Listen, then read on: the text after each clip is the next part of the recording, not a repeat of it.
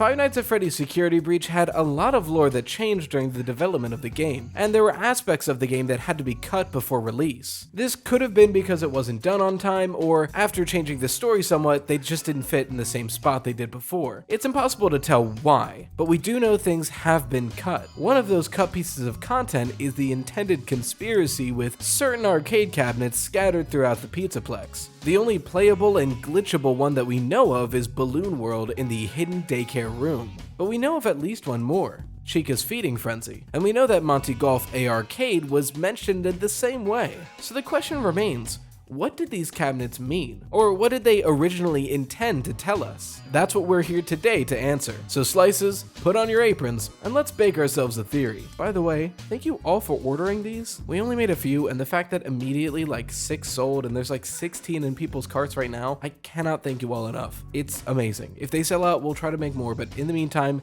the link is in the description. And thank you so much. First, let's gather our ingredients. We need to go over everything about these arcade machines to know anything about them. So let's start with the one we do know, Balloon World. It's important to note that this arcade machine is actually the hardest to get to that's at least accessible, as you have to locate the cutouts of the characters on this poster in the daycare theater just to get access to the room that it's in. But once you're in there, you find a cabinet seemingly themed around Balloon Boy. A bit odd since there's barely any references to that character otherwise in the game, but sure, booting up you're met with this screen. Balloon World. Wait. Oh god. No. No, get out of my head, get out of my head, get out of my head, get out of— We see Balloon Boy, some sort of circus, and Sun in the background. Note, their name is Sun Moon. We have subtitles. Sundrop and Moondrop are the names of the candy. Their names are Sun and Moon. Playing the game, you get sort of a Balloon Rider Flappy Bird hybrid, where you're just trying to avoid obstacles and keep going on the screen. 3 hits and you're done. That's all well and good, but the interesting part comes from the glitch in the game. Very rarely you can see these small purple glitches in the landscape. If you touch it, you're transported to this location, a mirror version of the world you're in, but with Eclipse in the background. If you follow this purple glitchy trail long enough, eventually Eclipse takes up the whole background. You see the text, "Good night," and the arcade game shuts down. That seems super important, and we'll get into it, but what else do we know about these cabinets? Well, there is Chica's Feeding Frenzy, but granted, we know a lot less about this cabinet. First up, it's not playable. You can't even actually get to it without breaking some rules and going out of bounds. But the thing is, we do have a duffel bag message about it. CFF main log, which reads, maintenance log. Chica Feeding Frenzy in the bakery won't turn off. Even when unplugged, the game just kept running. There's no way it has that much residual charge. So something is up with that arcade cabinet, but unfortunately, that's all we really get to know. As far as the other minigames go, there's even less. There is the Monty Golf A-Arcade cabinet, but as far as anyone's found, there's no secrets or lore hidden in there. There were 9 additional holes found in the files, but other than some cool Easter eggs, they don't really tell us much, and there's no way to access those levels within the game. We don't know if this was a cut secret or just cut gameplay, so it's not very helpful when lore hunting. Also, shown by Boundary Break is this bowling minigame. Presumably it would have been in an arcade cabinet similar to Monty Golf A-Arcade, but really we don't know anything about it besides the fact that there's remnants of the files within the game. Then, of course, there's the Princess Quest arcade minigames. For the uninitiated, throughout the game, you can play Princess Quest 1 and 2 hidden throughout the Pizzaplex. One of them is within the Roxy Saloon, and the other one is at the very end of this weird backroom hallway that you get chased by DJ Music Man out of. Upon playing them, it's this weird RPG where you're playing as a princess, lighting torches, and slaying rabbit creatures. If you play them and beat them in order, you unlock the ability to choose the Vanny ending upon the end of the game. If you do so and get to Vanny's hideout, the third Princess Quest arcade cabinet can be found, and if you choose to play that and beat that all the way, which, by the way, it's worth mentioning that the gameplay for this one is a lot different and resembles the DLC for Help Wanted a lot more closely. You unlock this large gate reminiscent of the Help Wanted gate that you get locked into, hear a scream, the cabinet shuts down, you see a Vanny mask on the floor, and Vanessa welcomes you out of the Pizzaplex. This is all super important to the lore, but it's sort of a self-contained story. The Princess Quest machines deal with the Afton virus and Vanny specifically, and when you beat all 3 of them, you get a good Vanessa ending. So they may or may not be related to the other arcade cabinets because these ones are pretty self-inclusive, but it's worth mentioning them.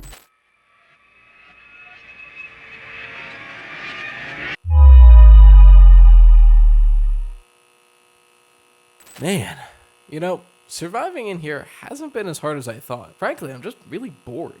I wish there was something to do. Oh, another sponsored message. Maybe this will give me something.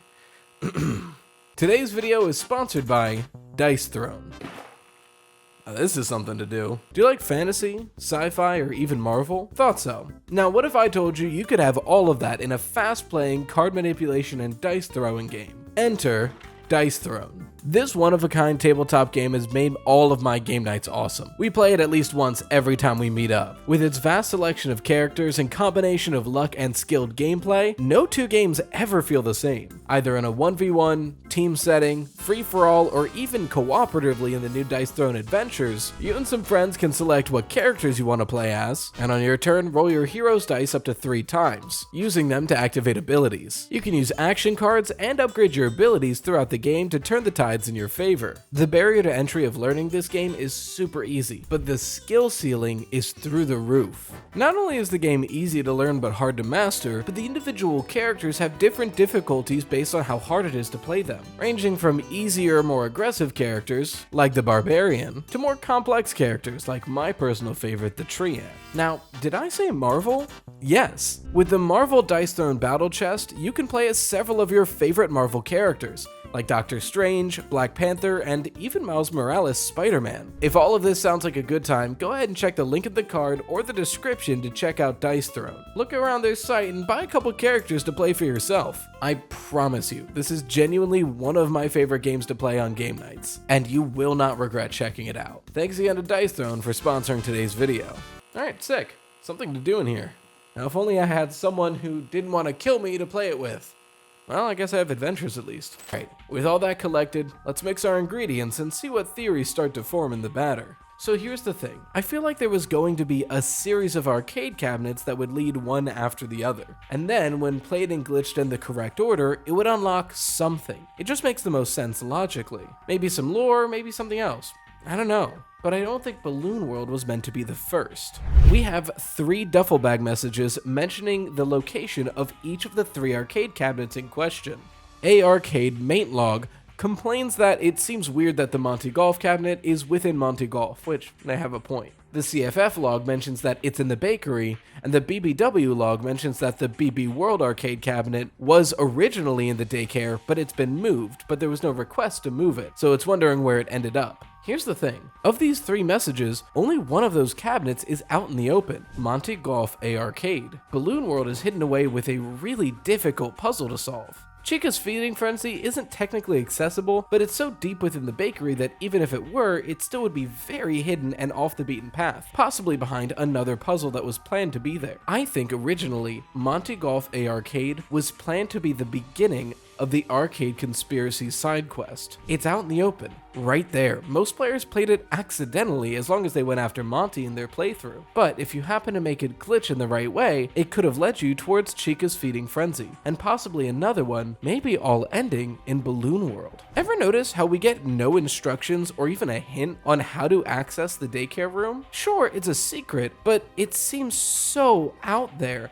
and so hard to obtain without breaking the game. It's a poster in a random location that, if you don't go after Monty, some players never even visit. And then, even if you find that poster, you have to know to then seek out the other characters, take pictures of them, go back to this poster, and take a picture of it. Like, I get the game can be cryptic at times, but this is a stretch for players to just find on their own. This leads me to believe that originally there was a hint planned to help the player access this puzzle, or at least lead them in the right direction. The last text we see in Balloon World is "Good night." Now, that's a fitting ending, but perhaps this means this machine was the end of the quest line, or there was other dialogue originally placed there and they swapped it with "Good night" when they couldn't implement the total quest line. Okay, so that's all well and good, but what are the arcade machines originally supposed to tell us? What would they have accomplished? Well, I think the key to figuring that out is realizing how we access the Balloon World arcade machine. Like I mentioned, it's a puzzle that involves taking pictures of things, or flashing them with your camera. What's the only other secret in the game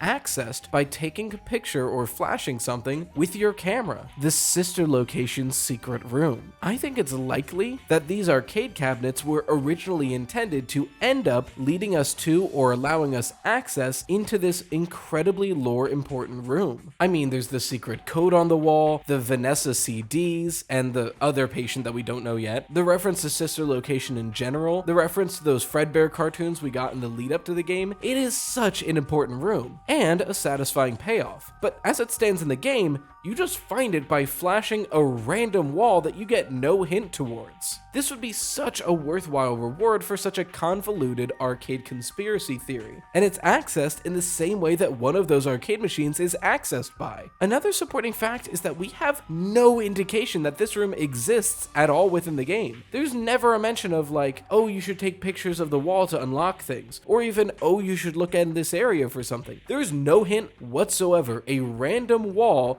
randomly activates by our camera. If these cabinets were to give you hints on how to access the next one in a long chain eventually telling you to get the door, it seems like the perfect side mission for lore. Not only that, but the purple glitches in the arcade cabinets seem perfectly linked up to say that this room has something to do with Afton, which we know is probably true. So what would this mean for the game as a whole? Well, let's pop our mixture into the oven and see what kind of horrors rise. There may have been a time in development that it was planned to have another side quest along the game, a completely optional series of arcade cabinets that would lead you down a conspiracy, following purple glitches and breaking arcade cabinets. First, Monty Golf, as it's the most easily accessible. After successfully glitching that machine, you'd learn two things: the location of the next arcade cabinet, and that you're supposed to look for a specific cutout of a character. You then go to the next arcade cabinet, Chica's Feeding Frenzy, beat and glitch that one out, and get more information. Another arcade cabinet, and another cutout, possibly the Bonnie Bowling one. Beat and glitch that one, and you find the last location of a cutout. Now you know that there are 3 cutouts that are all important, and you know that there's a poster that has all 3 of those characters, giving you just enough information to figure it out on your own. You get into the secret daycare room, and you find the Balloon World arcade cabinet. You play, beat, and glitch that one as well. And finally, you get the location of a secret wall in the underground that you have to flash with your camera. And once you do, you're rewarded with one of the most lore-filled rooms in the entire game. As deadlines loomed closer, it was clear that they weren't able to complete this entire quest line, so they just did the best they could. They included what was already created and made sure to include that lore room, hoping that eventually players would just find it anyway, and they tucked away what they could just to make it a complete package. The question is, how true is this? And will we ever get to see these arcade conspiracies? We can hope that they're added in the Ruin DLC, but I'm doubtful. I think they'll just focus on future content. Speaking of, if you want to know what I think will happen in the DLC, go ahead and click that video in the cards. In the meantime, shout out to the best patrons, the Toasted Slices, Emberisk, Zenith, Raven Eris, Charlie Bean, Lovey Puppy, Stormachow, Just BKZ, Chickpea, Lola Fembo, The Viper 26, Lehan, It's Alpha Kitty, and Dionysus. And until next time, as always, stay toasty, Slices.